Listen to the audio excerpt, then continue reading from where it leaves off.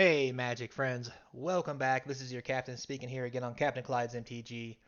And well, like I told you in the last video, I got bored. I was like, you know what? I'm gonna run a popper real quick and just see what's going on. Asked around some of my friends on what some of the high class popper decks are. I came across a mono white deck, which, as you can see, took me to victory again on the first try with a little bit of luck. Now, with that said, the mono white deck is extremely powerful for a lot of different reasons, so let's talk about it. But before we do, don't forget subscribe, notifications, the bell, you name it, comments down below. It all helps the channel. If you haven't subscribed yet, now's a good time. For those of you who have subscribed, I want to take a few seconds to just say thank you. So, with that said, as you can see, I managed to win with the mono white popper deck. Now, I did go here and check on the um, decathlon finals. You can get if you get a entry from every decathlon, you can get 2 entries and lots of cool stuff. Um, and you know what? Let's just go over it real quick since we all want to know about it. So here's the page. If you click your link, you get this for free. 2,000 or 400 gems. Um, you know what the win rate is. You know, 1 pack for 1 to 2, 2 packs 3 to 4, 5 to 6 get you 3 packs. You get 4,000 gold and a token with 7 wins. The packs are going to give you, it looks like, an average of standard main set 40%, non-standard 40%, 10% alchemy, 10% mythic. This is probably the best thing to get, although I'd rather have anything but alchemy. But anyway, so we have the decathlon. We did the jump in. Pauper is running right now. Persisters are banned. From January, this is January 1st to the 4th, so you got 3 more days to guys try to get in. January 4th to the 7th, we have a mixed sealed Dominaria, United, and Brothers War. Decathlon 4 is going to be rough. It's a standard with a gift bag emblem where you get a treasure token, clue token, or a food token every upkeep. That's going to make it really weird, with the Meat Hook Massacre being banned. January 7th through 10, Brothers War traditional player draft, best of 3. That might be a little rougher for me to win one. Decathlon 6 is Alchemy. That's going to be god awful for me to play. But I'll try. January 10th through 13th, we have Decathlon 7, which is Kamigawa Neon Dynasty bot draft, and Traditional Explorer best of 3. Again, these might be rough. January 13th through 16th, the last 2, you have Decathlon 9, Omniscience Phantom bot draft, Omniscience, where you build a 40 card deck with no mana. That's going to be lots of fun and a catastrophe all at the same time. Number 10's on the edge, 60 card deck from Streets of New Capenna, Dominaria United, and Brothers War sets only. That's going to be interesting. So at the rate we're going, I'm going to try to hit every decathlon a couple times to see if I can do a pretty good job. Off to a good start, 4 grand ahead, or 4K gold ahead, so it's 2 more for free. As long as I can keep winning on the first try, they'll bank me a little bit. So down here you can see if you get 3 tokens, 1 Unlimited Decathlon Finals entry with Silver Sundering Titan Sleeve. If you get 7, you get 2 entries along with a Silver Sundering Titan Sleeve. If you get 10, which is meaning you win every decathlon, you get 2 entries, Silver Sundering Sleeve for Titan, a gold one, and 10 play-in points. I'm not sure if getting 10 tokens is worth all this extra stuff, but I'm going to give it a try just for giggles. So, as you look, here is the Silver Sundering Titan Sleeves. Actually, doesn't look too bad. The gold one here, I'm not going to lie, it's pretty sexy. And then, of course, it talks about the finals here. The finals will be January 21st, 22nd. Silver Sundering Sleeve just for entering. Traditional best of 3, Phantom Duplicate Sealed. Each player will receive identical pool of cards to build their deck. There are many possible decks, so choose wisely. That's very interesting. Structure 4 wins or 1 loss. So, the rewards, if you don't win, you don't get no rewards. If you win 1, you get 5 showcase basic lands from 21. 2 wins will get you 4 draft tokens, the lands, and a Phage the Untouchable Avatar. So winning twice already gets you some really cool stuff. The 3rd win is going to get you everything before 4 wild cards, 4 rares or mythics. Yeah, it's cool, but it's not really a whole lot extra. 4 wins will get you all that and a voucher for one of every card, and Phyrexia all will be one. That is going to be cool.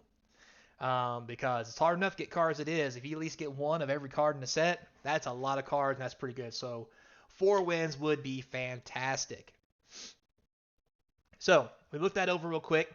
Let's run it back and take a real quick look at the Pauper Mono White deck that I ran, so you guys can give it a try yourself. I think it's probably one of the more powerful decks in the format.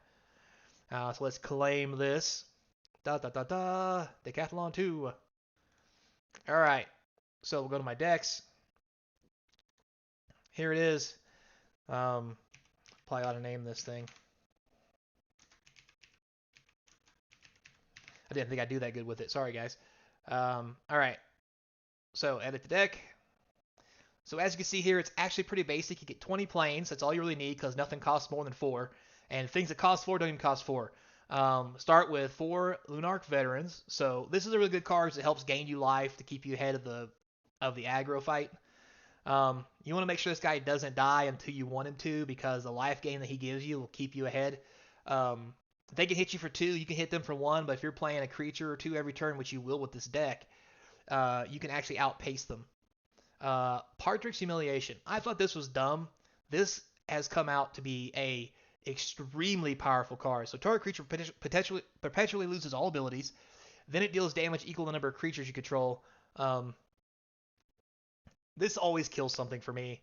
But the perpetual loses all abilities is great for several things.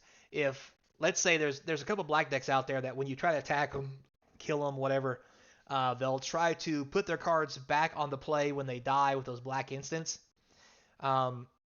Because of this, if they try that, they lose all their abilities. So when they die, they don't come back, which is a 2-for-1, card out of their hand and killing a creature. It's just amazing. And if you don't have enough creatures to kill something, whatever creature has the ability that's causing you the most grief, this will just stop it. It's amazing. But I'll be honest, more often than not, you should just use this to kill something, not just take away all their abilities. But hey, sometimes you gotta do what you gotta do. Steadfast Unicorn. So I was really on the fence about this, but oh my god, from 1 white, the 1/2, the two on the butt makes the difference. And the ability, even though it's once a turn to give everything vigilance and +1/+1, is insane in this Pauper format. So yeah, you must play this. Force Retribution. This is probably the one thing you could probably change out. However, it does have its place. It's an easy kill spell, as it just says destroy. Cleave for 6. You may think getting 6 mana in this deck is hard. Believe it or not, it's not. And the reason why is because most of your cards that are creatures draw more cards. So, yeah, I would say it's probably best. Flaming Fist, Duskguard. This thing, 2 mana 3/1 that gives everything else +1/+0 is insane. It makes this thing a 2/2 or anything else bigger that has 2 on the butt. There's lots of things that kill 1/1 that kill 1 toughness stuff, but anything that has 2 on the butt and you cast it right after this is nothing but just amazing. Plus it's a 3/1. It kills a lot of stuff when it blocks. Spirited Companion. Here's where we start getting into the good stuff, where it's all draw cards. So 2 mana 1/1 draw a card. Get you through your deck. It does its thing. It's a 1/1. It's fine. Inspiring Overseer. 2/1 that gains you a life, draws you a card, and has flying. Flying is real big in this deck. There's not a lot of flyers in the format. So you want to make sure these die last if you have a choice between these or the Priest of Ancient Lore, which is a 2/1, draws you a card, gains you a life, does the exact same thing without flying for the same mana. Basically the same card. Flying's better though. So cast these first to block and then these to kill. Next you have Blessed Hippogriff. Yes, it's 4 mana, it's a 2/3, but since there's so many cards that draw cards, getting mana is normally not a problem. The 1 white target creature gains indestructible is huge. Just be careful they're not going to kill the creature out from under it, because then this goes to the graveyard, not into exile. But still, it's a great card. Also, 4 mana for a 2/3 flyer is bigger than most things in Pauper. Plus, when it attacks, other things gain flying. So you can attack with 2, just because you have this, you can attack with 2 creatures, give the other one flying, and outpace them. This card is amazing. I had my doubts, but again, phenomenal. Search Party Captain. It's a 2/2 that draws a card and it comes into play for 4, but it's 1 less for every creature that's attacked. You can easily play this on turn 2, turn 3 for 2 mana, or even 1. And I've went into several turns where I was like, oh, a 1 white 2/2 that draws a card. It's just so busted and broken. It's so good. So that's the deck. Take another quick look at it. Pause the video if you need to. Um, as you saw, I did have 2 losses because I didn't know what I was doing to begin with. It isn't just run them in and kill.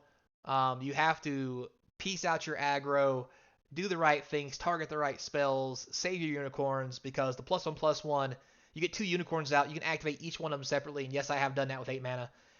You would be like, what? Yo, yeah, trust me, you draw that many cards. This thing is amazing. It's a great deck. Get it while it's hot. If people have already figured it out, then sorry about that.